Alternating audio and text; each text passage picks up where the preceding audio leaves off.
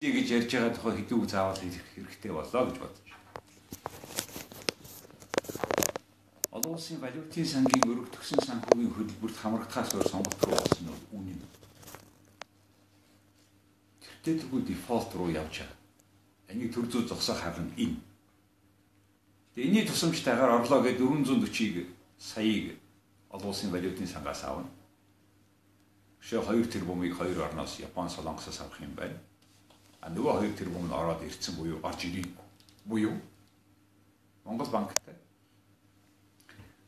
Банк оф Чайна шээ Хятадын төв банктай хийсэн гэрээгээ 8 сар дуусахыг 2 жил хойшоо сонгоцсон 2 тэрбум тэр swap гэдэг дандарын толгойг эргүүлээд байгаа зүйл бол богино хугацааны зээл юм л да. Яг нэг банкуудын хооронд болохоор ийм томьёогоор хийхээр заавал өрөнд орж бичих халбгүй байхгүй. Яг л swap гэж үзв танай мөнгөийг өгөөд манай алдаа манайх танайх манай мөнгөө барьж ий гэсэн санаа л да. Тэгээ swap гэж солилцсон гэсэн англи үг. Тэгээд тэрийг 8 сард өгөх ёстой байсан. Тэрийг 2 жил сонгосон. Ерөнхийдөө Монгол улсын валютын нөөц гэж яриад байгаа чинь одоо зээлээр авсан нөөц л дээ. Тэгээ энүүгээрээ бид долларыг оруулж чангалсуулаад суугаад. Буюу одоо бид нар ахаад 2.5 орчим тэрбум доллар Монгол руу орж ирэх тухай ярьж байна.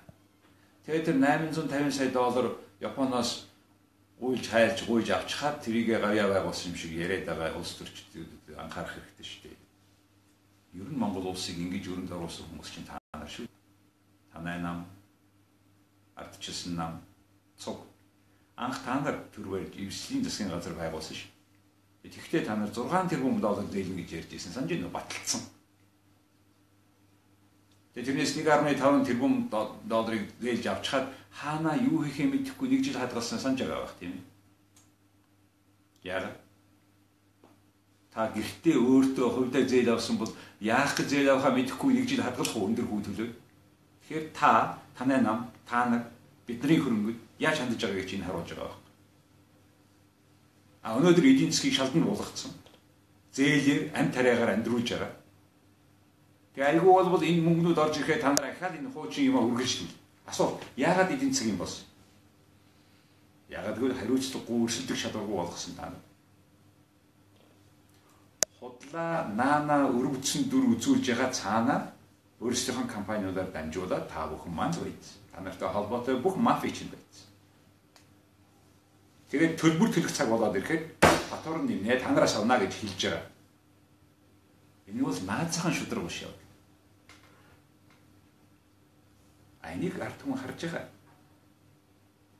Би л төрүүлээ цорцор гэж байгаа болохоос биш босд нь харж байгаа. Тэд нар цорцор гэхгүй.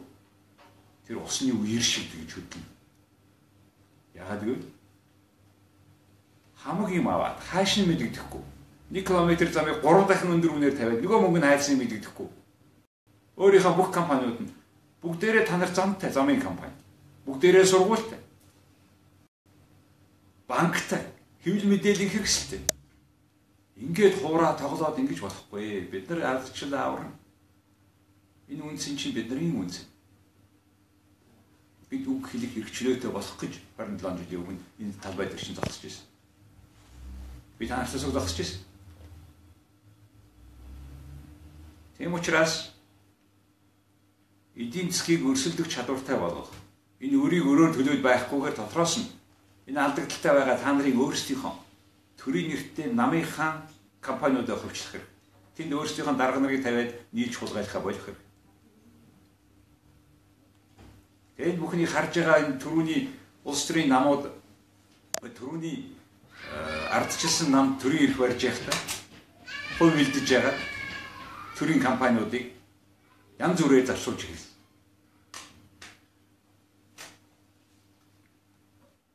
Тийм учраас эдийн засгийг өрсөлдөх шалгууртай болохын тулд худлаа битингээ хайрлсан дүр үзүүлээд үнэ чөлөөл юм бодтой бол яг төлж чадахгүй хүнд нь тосон дэмжиг бүгдээрээ нийлж байгаад үзүүлээ. Ер нь бол нийлүүлдэг үздэг хүмүүс нь та нарт биш шүү дээ төр төсөв. Та нар ингээд тусламж үзүүлэн сайхан нүүрсэх ингээд үрдүнд нь тэр хооронд чинь танай хүмүүс шиг бодчихлаа шүү. Бүх энэ халамжаар хийсэн асуурсан хүнээс өмнөөс нь зээл авлаа шүү. 3 хүн л гэж ярьж байгаа. Үний ч юм уу худлаа ч юм уу. Нэг хүн байсан ч гэсэн. Бүх хүүхдүүд, бүх амьд хүн. Зарим нас барсан хүмүүс өртөө болчихсон шүү. Тэгээ та нар дотоодынхон зах зээлийн зээлийг нөхөж ш. Дотоодын бонд чинь 18% болоод банкнаас өндөр хүүтэй болоод банкаас сорч. Одоо хүмүүс банкнд биш засгийн газрын бонд авч эхэллээ ш. Ингэж болохгүй ш. Ямар эдийн засгаас ямар бодлого явуулаад хинд ашигтай байгаа. Мэдхгүй байгаа мó, санаатаагаар ингэж байгаа мó гэдэг гайхамшигтай байна.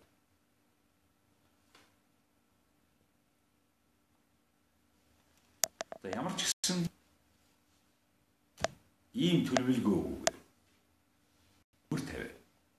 Өөрсдөө ашигтайгаар захиран зарцуулаа. Цаг нь болохоор бид нар төлдөг. Иргэдийн татварыг авдаг гэж. Наад захын шударга биш. Иш шударга шиний төлөө энэ хүмүүс чинь явна ш. Ямар хэлбэрээ би мэдэхгүй байна. Заагс биш. Явж л таарна да. Баярлалаа.